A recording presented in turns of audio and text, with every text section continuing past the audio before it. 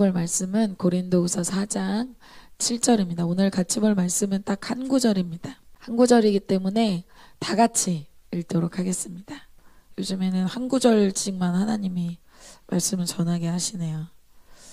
고린도후서 4장 7절입니다. 다 같이 읽겠습니다. 시작.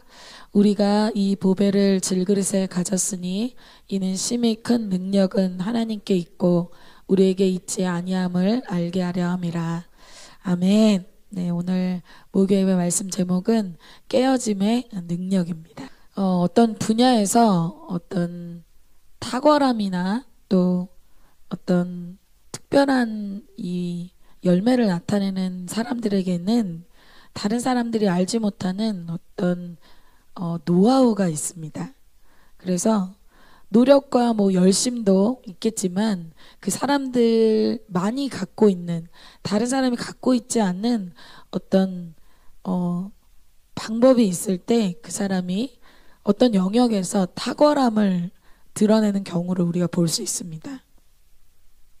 그래서 저는 사업을 잘하는 어떤 한 분의 이야기를 들었는데 이 분은 예를 들면 이제 엄남동에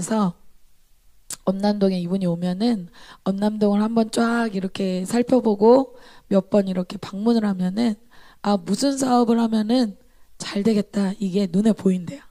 그러니까 그 사람만의 어떤 사업에 대한 노하우가 있는 거예요. 그래서 이런 동네를 쫙 보면 그것이 계산이 쫙 나온대요. 그리고 실제로 하면 대박이 나는 거예요.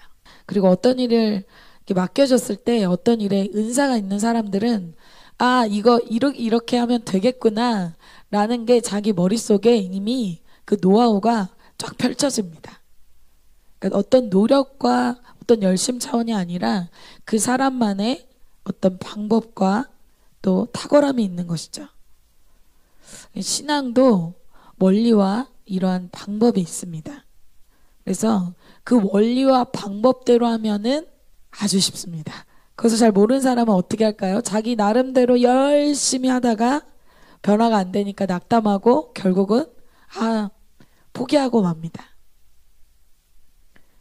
알아야 될 것을 알지 못한 채로 열심히 하는 것보다는 잠깐 멈춰서서 그렇다면 내가 알아야 할 것이 무엇인가 그것을 알고 지나가는 것이 낫습니다. 제가 얼마 전에 이 이야기를 했었는데 이 자전거를 잘 알지 못한 채로 자전거를 열심히 탔어요. 운동하면 좋다 그래서 자전거를 열심히 탔는데 무릎이 다 나갔습니다. 자전거를 그렇게 타면 안 되는데 자전거를 열심히 타서 무릎이 나가는 방법으로 탄 거예요. 나름대로 운동을 해서 몸이 좋아지려고 했는데 오히려 역효과가 난 거죠. 그러니까 원리와 방법대로 하지 않으니까 오히려 몸이 더 힘들고 어려워졌습니다. 신앙도 마찬가지입니다. 내 나름대로 하는 신앙이 아니라 하나님의 방법과 원리대로 하면 하나님이 그 사람에게 변화와 기적을 일으키시는 분이 되십니다. 그런 사건들이 성경에서도 너무 많이 나오고 또 저희 이번 선교에서도 튀르키예 갔다 온 선교에서도 하나님이 정말 많은 것을 깨닫게 하셨습니다. 모세를 통해서 성경에서는 모세를 통해서 기적을 일으키시죠. 그리고 사도 바울을 통해서 수많은 기적들, 치유들을 일으키십니다. 동일한 예수님을 믿는데 우리의 삶에는 그런 일이 안 일어나고 어떤 사람에게는 그런 일이 일어나는 이유가 있겠죠. 오늘 자신의 삶에서 정말 많은 변화와 기적이 일어난 이 사도 바울이 신앙의 원리와 방법을 알려주고 있어요. 우리의 인생도 이 사도 바울의 이 고린도후서는 사도 바울이 준 말씀인데 우리의 인생도 이 신앙의 원리대로 할 때 우리의 삶에 사도 바울이 정말 겪었던 그런 하나님의 크신 능력이 우리에게도 일어나게 될 줄 믿습니다. 우리가 알아야 할 것 두 가지에 대해서 사도 바울이 이야기하고 있습니다. 첫 번째는 우리 자신이 어떤 존재인지를 알아야 합니다. 사도 바울은 우리를 오늘 본문에서 질그릇이라고 말씀하고 있어요. 그리고 그러한 질그릇인 우리를 하나님이 부르셨다고 말씀하고 있습니다. 질그릇은 여러분 무엇이 원재료예요? 네, 진흙입니다. 흙이에요. 그래서 귀한 것이 아니라 이 질그릇은 하찮은 것의 상징입니다. 여기서 우리가 이 보배를 질그릇에 가졌다라고 얘기하면서 사도 바울이 고린도 성도들과 자기를 표현한 그 표현이 바로 질그릇이에요. 자, 그런데 한번 여러분 생각해 보세요. 고린도 후서를 기록한 이 사도 바울은 그 당시 석학이었어요. 금수저라고 할 수 있는 사람이에요. 가말리엘이라는 사람의 밑에서 엄격한 율법 교육을 받은 사람이었어요. 자, 심지어 사도 바울은 로마 시민권을 가진 사람이었어요. 그 당시 로마 시민권을 가진 것은 굉장한 특권이었어요. 사람들이 돈을 주고 사야 될 정도로 아주 특별한 것이 로마 시민권이었습니다. 그리고 고린도 교회는 어떤 곳이었는가? 그리스의 항구 도시가 바로 고린도예요.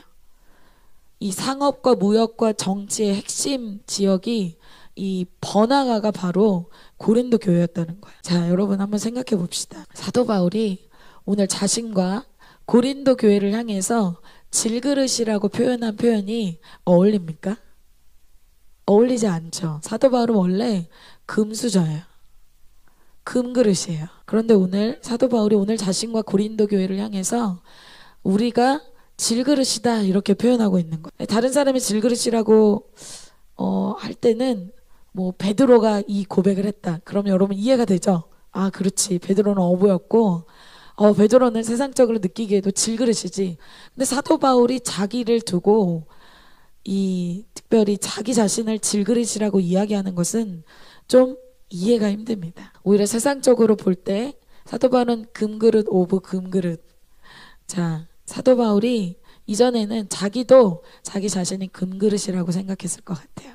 그런데 그가 아주 강한 그 금그릇과 같은 그 사도 바울이 예수님을 만나기 전에 어떤 일을 했습니까? 예수님을 믿는 사람들을 아주 강하게 핍박하는 핍박자였습니다. 오히려 예수님을 믿는 사람들을 대적하고 괴롭히는 역할을 했어요. 그래서 사도 바울의 이 종교적인 열심과 당당함으로 사람들을 정말 무차별적으로 죽였어요. 남을 죽이는 역할을 했다는 거예요. 남을 정죄하고 판단하고 죽이는 역할을 했다는 거예요. 사도 바울을 어떻게 생각했을까요? 저 사람이 잘못된 것이지 나는 옳아, 이 생각이 아주 강력하게 있었다는 거예요. 그러니까 사도 바울이 확신을 가지고 예수 믿는 사람들을 공문을 받아서 지방에까지 내려가면서 핍박한 겁니다. 왜? 저 사람들이 잘못된 것이지 나는 옳은 사람이라는 생각이 있었기 때문이에요. 그런데 그가 여러분 영적인 눈을 떠서 자신의 실체를 보니까 어때요? 정반대였다는. 내가 핍박자고 내가 회방자였고 내가 비방자였다라는 것을 알게 돼요. 여러분 이것을 계시록에서는 이렇게 얘기하고 있습니다. 요한계시록 3장 17절에 이렇게 말씀합니다. 내가 말하기를 나는 부자라 부요하여 부족한 것이 없다 하나 실제로 나는 부자야, 나는 부요해, 나는 완벽해, 나는 옳아 이렇게 생각하지만 실제로 어때요? 너의 곤고한 것과 가련한 것과 가난한 것과 눈먼 것과 아주 수치스럽게 지금 벌거벗은 것을 네가 알지 못하는도다. 실제 자기 모습을 모르고 있다는 거예요. 그런데 영적인 눈이 열리면 어떻게 됩니까? 정반대인 그 상태를 알게 되고 사도 바울이 그것을 경험했다는 거예요. 그래서 사도 바울은 자기의 눈에 이 비늘이 벗겨졌을 때 예수님이 보여주신 자신의 영적인 실체를 알게 됩니다. 여러분 정말 나의 영적인 실체를 알고 나면 어때요? 내가 정말 자격이 없다는 걸 알게 돼요. 그래서 여러분 회개할 때 많은 사람들의 심령이 어떻게 변화되냐면 저도 회개할 때 그랬어요. 여기에 이렇게 수많은 사람이 있는데 내가 기도하는데 이 사람들은 다 괜찮은 사람 같아요. 다 옳은 사람이에요. 근데 나만 죽을 죄인 같아요. 내가 문제인 것 같아요. 내가 정말 바뀌어야 될 것 같아요. 내가 괜찮은 사람, 저 사람은 잘못된 사람이 아니라 이 사람들은 그래도 괜찮아. 내가 문제야. 내가 정말 철저히 죄인이라는 것을 영적인 눈이 띄어졌을 때는 알게 된다는 거예요. 그래서 사도 바울이 예수님을 만나고 나서는 자신에 대해서 어떻게 표현합니까? 고린도전서 15장에 이렇게 말씀하고 있어요. 맨 나중에 만삭되지 못하여 난 자 같은 내게도 보이셨느니라. 예수님이 십자가에 죽으시고 나중에 부활하셨습니다. 살아나셔서 많은 사람들에게 찾아가셨어요. 그런데 맨 나중에 찾아간 사람이 있는데 바로 나다. 그렇게 얘기하면서 자기 자신을 어떻게 표현하냐면 만삭되지 못한 자, 10달을 채우지 못해서 아직 비정상인 사람이 난데 나 같은 사람에게도 부족한 사람에게도 정말 말도 안 되는 나 같은 사람에게 보이셨다라고 얘기하고 있어요. 9절에 나는 사도 중에 가장 작은 자라. 나는 하나님의 교회를 박해하였으므로 사도라 칭함받기를 감당하지 못할 자니라. 사도 바울은 이때 알게 되는 거예요. 자기가 정말 볼품없고 자기가 정말 자격 없고 자기가 정말 질그릇이라는 것을 이때 알게 된 겁니다. 여러분, 쓰임받을 수 없었던 사람이 사도 바울이에요. 반대 진영에 있었잖아요. 그래서 자기가 이렇게 주를 부르고 주를 섬길 수 있는 것은 은혜이지 자격이 아니라는 것을 알게 됩니다. 그래서 여러분, 자신이 자격이 없다는 것이 하나님 나라에서는 자격이 됩니다. 예수님의 제자들도 다 그렇게 자격이 아니라 은혜로 부르심 받은 사람이 모였어요. 여러분, 레위 마태가 세관에 앉아서 죄 끊지 못하고 앉아있는 상태에서 예수님이 찾아오셨어요. 그리고 그를 부르죠. 그때 세리 마태가 뭐라고 생각했을까요? 나? 저요? 지금 저 제자로 부르신 거예요? 너무 자기가 생각해도 남이 생각해도 객관적으로 볼 때도 자기는 평균 이하인 사람이야. 근데 나를 불렀다는 것 자체가 너무나 이해가 안 되는 부르심이죠. 자기가 이해할 수 없는 선택이라는 거예요. 여러분, 여기 앉아 계신 모든 분들, 저를 포함해서 주님의 이해할 수 없는 선택을 받으신 분들입니다. 내가 막 주님께 와준 게 아니라는 거예요. 예수님이 그들에게 찾아가셔서 그들을 선택하시고 그들을 부르셨기 때문에 그들이 이렇게 쓰임받고 하나님을 찾을 수 있고 예수님을 위해 살 수 있는 것이지, 그들 자신이 스스로 그런 일을 할 수 있는 사람이 아니라는 것입니다. 하나님이 이렇게 질그릇 같은 자격 없는 자들을 부르십니다. 여러분이 질그릇이란 말씀에 아멘이십니까? 아닌 것 같은데 나 금그릇인데, 그렇게 생각하시는 분들 영적인 눈이 띄어질 줄 믿습니다. 왜 이렇게 자격 없는 자들을 주님이 부르실까요? 그것은 보배를 드러내기 위해서라고 얘기합니다. 금그릇으로 자기 자신을 드러내는 것이 아니라 질그릇을 통해서 그 안에 있는 보배를 드러내기 위해서 주님이 그러한 자들을 선택한다고 말씀하고 있어요. 고린도서 4장 7절 다시 보면 우리가 이 보배를 질그릇에 가졌으니 이는 심히 큰 능력은 하나님께 있고 우리에게 있지 아니함을 알게 하려 함이라 말씀하고 있어요.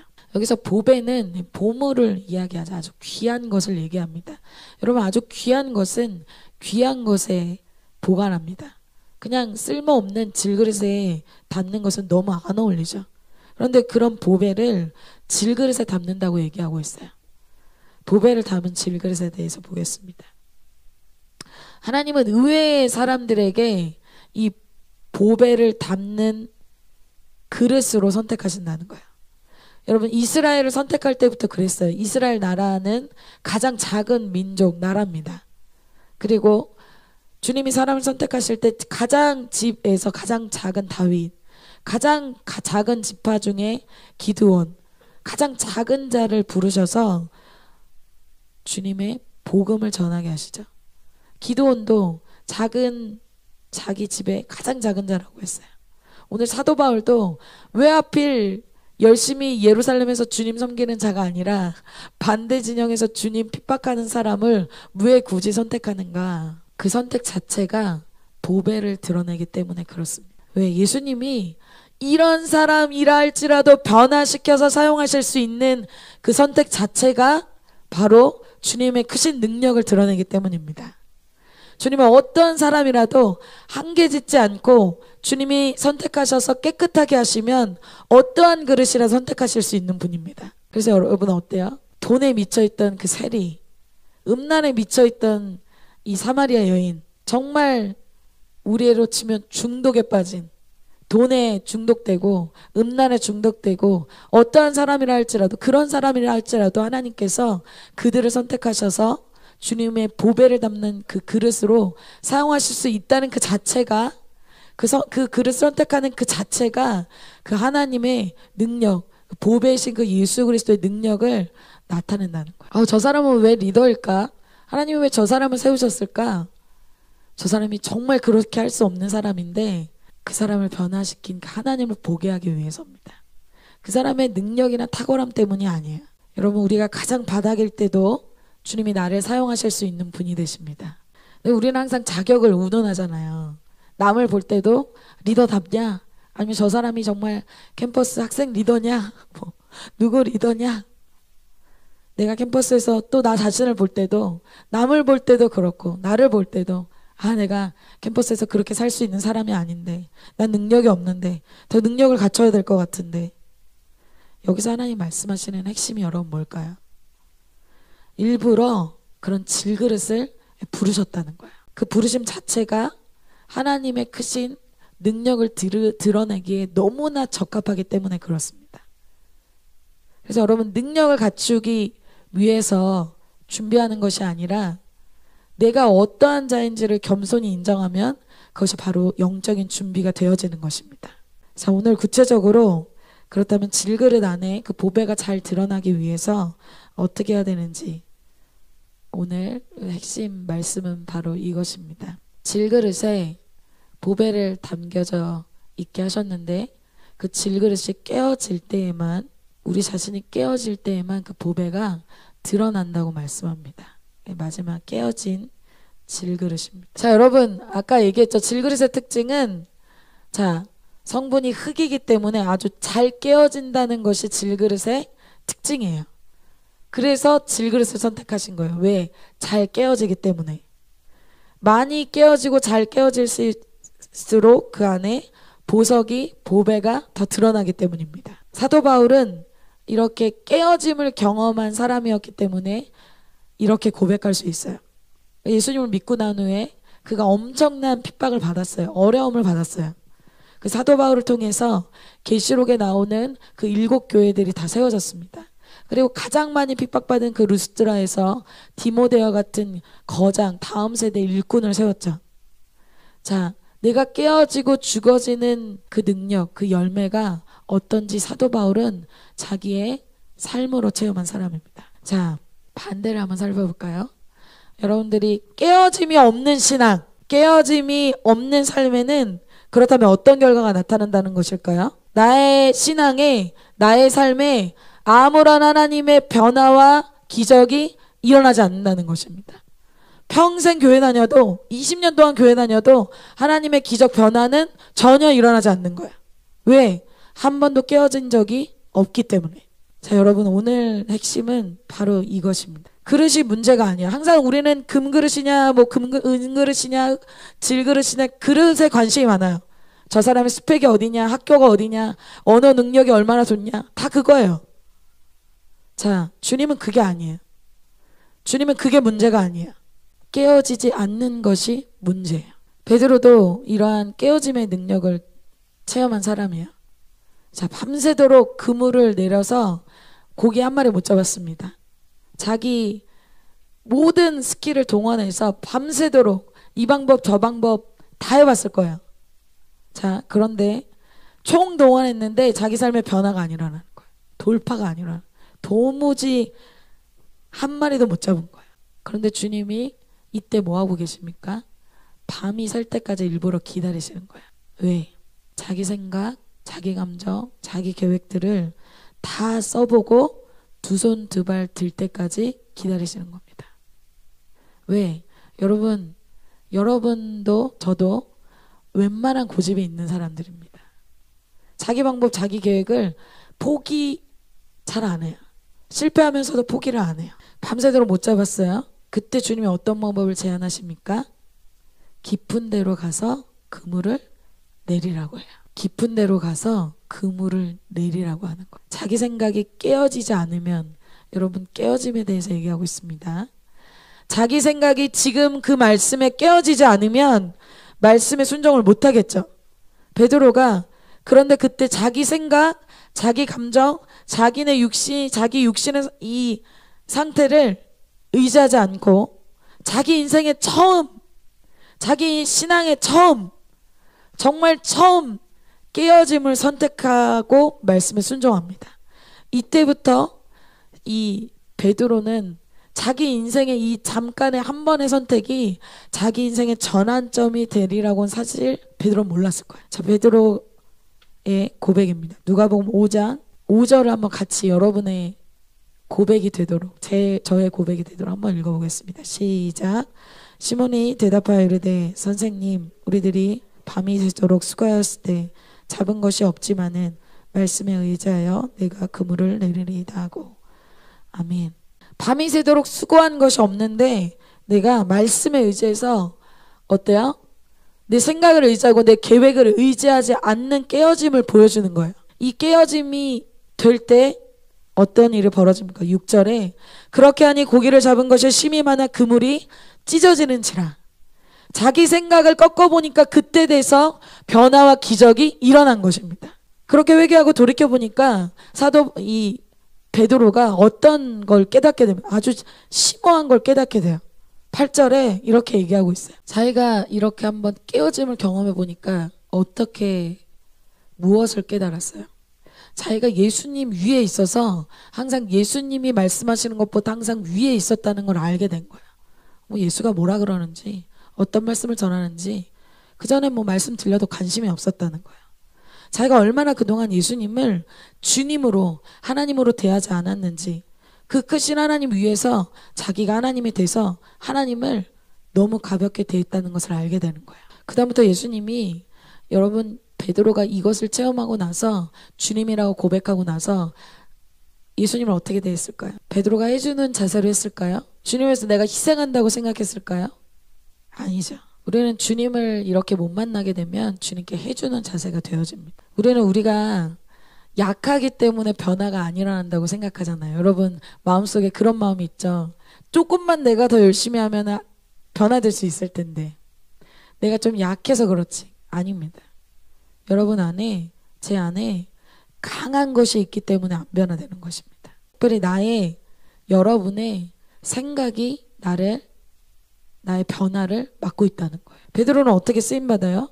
그가 처음부터 신앙 초반부터 비록 어부였지만 다른 것이 좀 부족했지만 이 생각의 깨어짐을 경험했기 때문에 그가 처음부터 인생의 신앙의 처음부터 기적으로 시작한다는 거예요.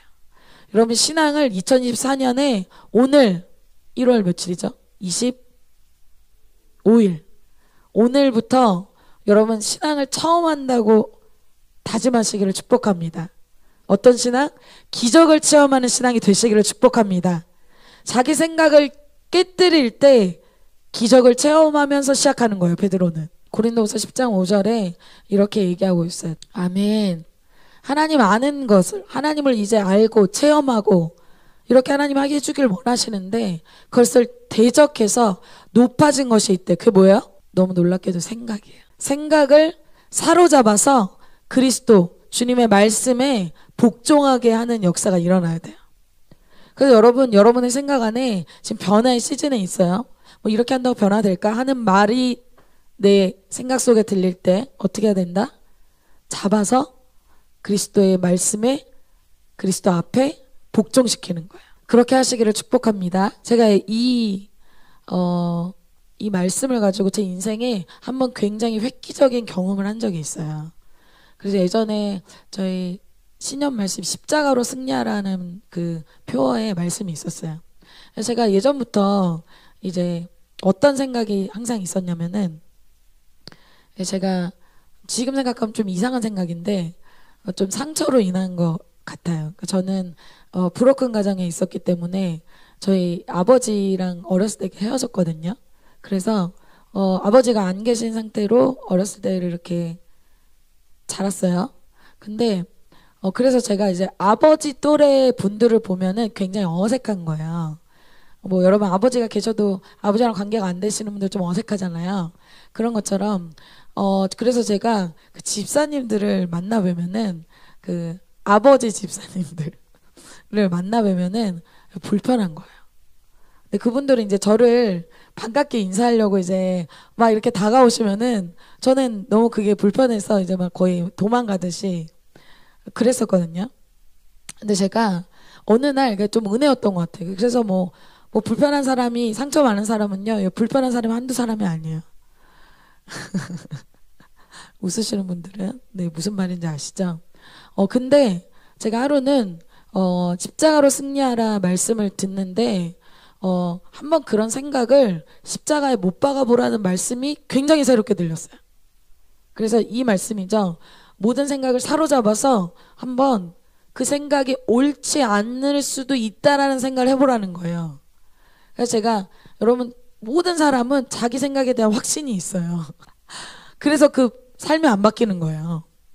근데 제가 어떤 그 집사님들 남자 집사님들이 저를 딱 보면은 뭔가 이렇게 좀 기분이 안 좋으시고 컨디션이 안 좋으실 수 있잖아요. 그래서 손 목사님이 예전에 이제 어머니에 대한 상처를 얘기하셨는데 손 목사님은 이제 어머니에 대한 상처가 있으셔서 사모님이 조금 기분이 안 좋으시거나 표정이 안 좋으시고 지나가시면 나 때문에 그러시나 막 그런 상처가 있으시다고 했어요. 손 목사님.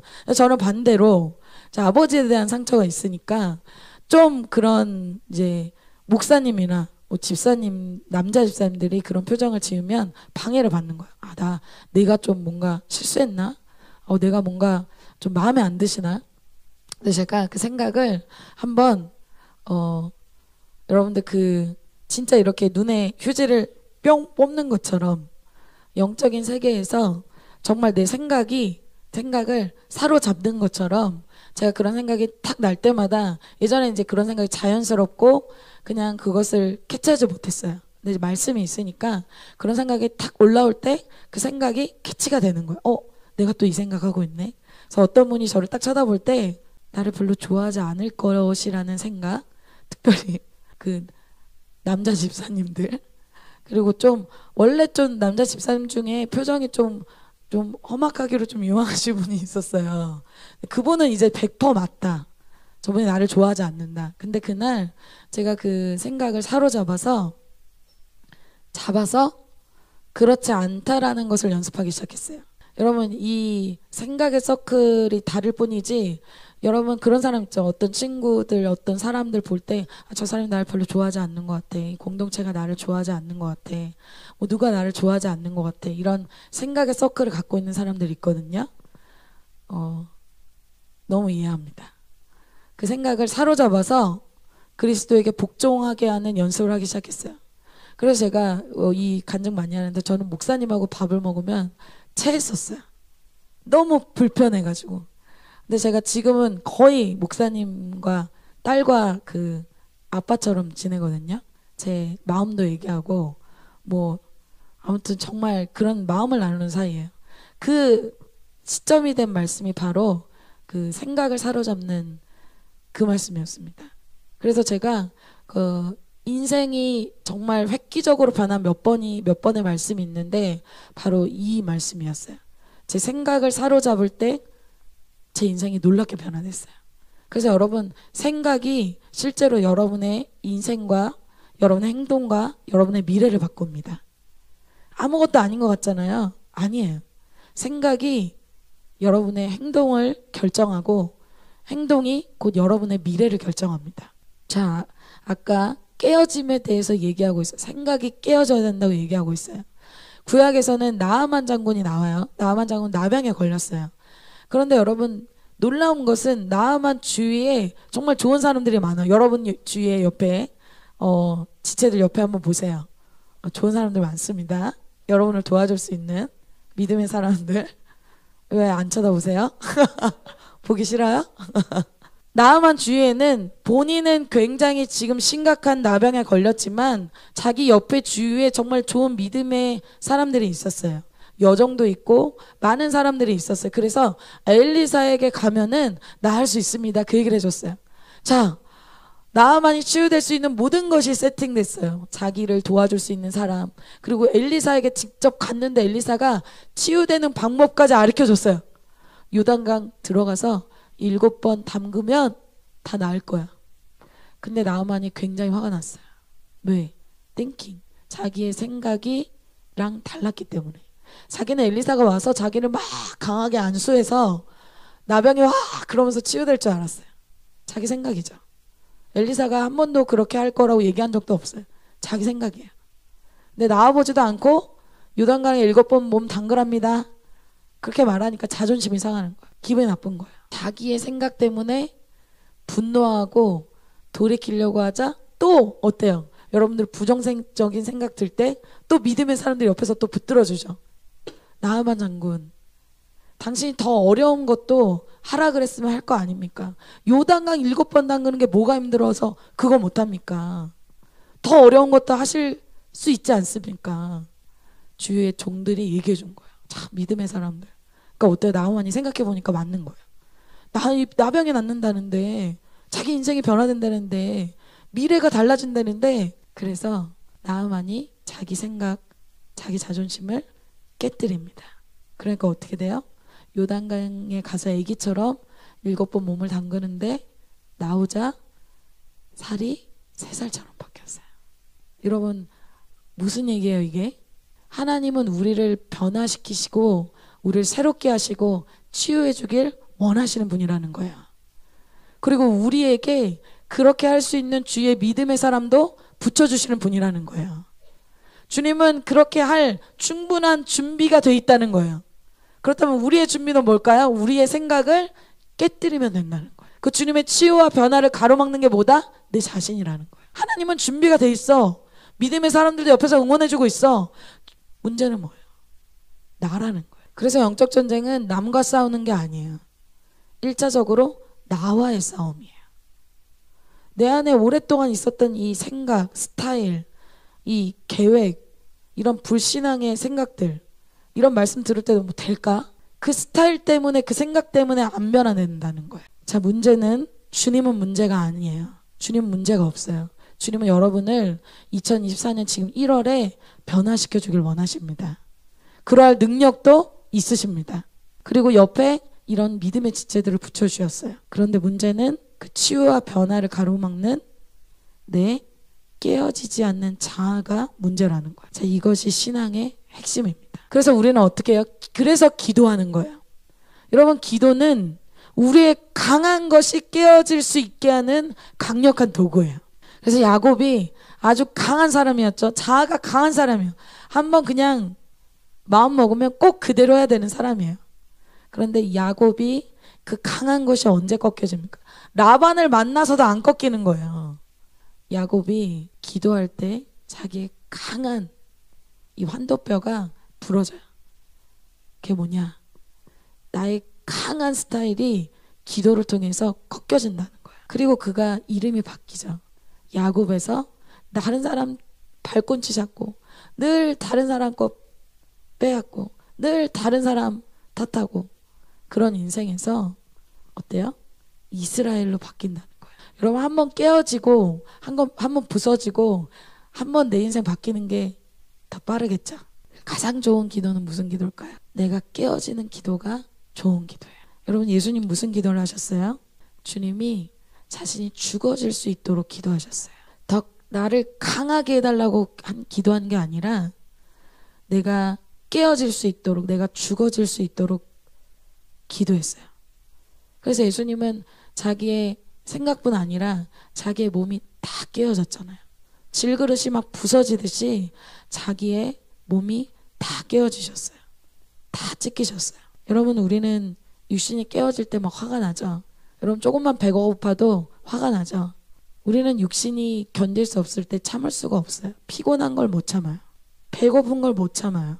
그런데 예수님은 자기 생각뿐만 아니라 육신을, 자신의 그 육신의 모든 그것을 다 깨뜨렸다는 거예요. 자신이 깨어지고 우리에게 생명을 주셨습니다. 예수님도 이렇게 하셨는데, 여러분, 하물며 우리의 신앙이 깨어지지 않고서 어떻게 생명이 나타나겠습니다. 우리가 깨어질 때 사망이 역사하는 그곳에 생명이, 새로운 역사가, 기적이 일어나게 될 줄 믿습니다. 반대로 여러분 더 이상 내가 이제 고등부 때 나는 그만큼 했어. 나는 그리고 1학년 때 엄청 열심히 했어. 나 학생 때 열심히 했어. 나 이제 학사니까. 나는 간사니까. 이렇게 되면 더 이상 깨어지는 게 없게 되고 점점 화석이 되어져요. 변화가 없어요.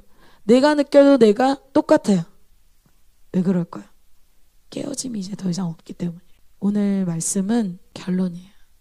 우리가 깨어지기를 원합니다. 우리의 그릇을 바꾸려고 하지 마시고 우리는 주님의 보배를 담기 충분한 질그릇입니다. 이것이 깨어지기만 하면 됩니다.